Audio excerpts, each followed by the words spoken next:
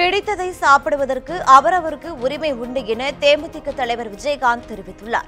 சென்னை கோயம்பேட்டில் உள்ள கட்சி அலுவலகத்தில் நடந்த இப்தார் நோன்பு திறப்பு நிகழ்ச்சியில் பேசிய விஜயகாந்த், மாட்டிறைச்சிக்கு தடை விதித்தால் ஆடு, மாடு, கோழி உள்ளிட்ட அனைத்து விதமான இறைச்சிக்கும் தடை விதிக்க வேண்டும் என்று தெரிவித்தார். சசிகலாவின் காலில் விழுந்த OPS முதல்வர் பதவி கிடைக்கவில்லை என்றதும் வெளியே வந்துவிட்டதாகவும் விஜயகாந்த் குற்றம் சாட்டினார். ஆட்டிருக்கு சாப்பிடலாமா, மாட்டிருக்கு சாப்பிடலாம், என்ன கொடுமையா இருக்கு.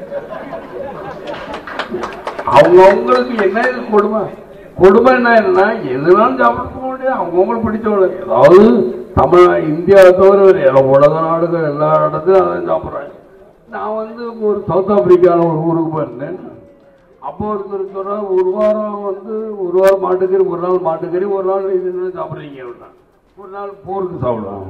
சரி, உருத்துட்டு சாப்பிட்டேன். ஒரு நாள் பீஸ் சாப்பிட்டாரு. உருத்துட்டு சாப்பிட்டீங்களா? ஆமாம் சாப்பிடுவேன் அப்படின்னு. ஏன் சாப்பிட்றீங்க? டயட்டா. அப்போ ஒரு வாரம் கழிச்சு ஒன்றுமே சாப்பிட மாட்டேன், வெறும் தண்ணி தான் குடிப்பேன். அதே மாதிரி என் கூட 15 நாள் ஒரு வாரம் கூட தண்ணி தான் குடிக்கிறேன். இந்த தண்ணி இந்த சாதாரண தண்ணி நீங்க வரது கல்ல முடியாது, கைதட்டி தான் இல்லை.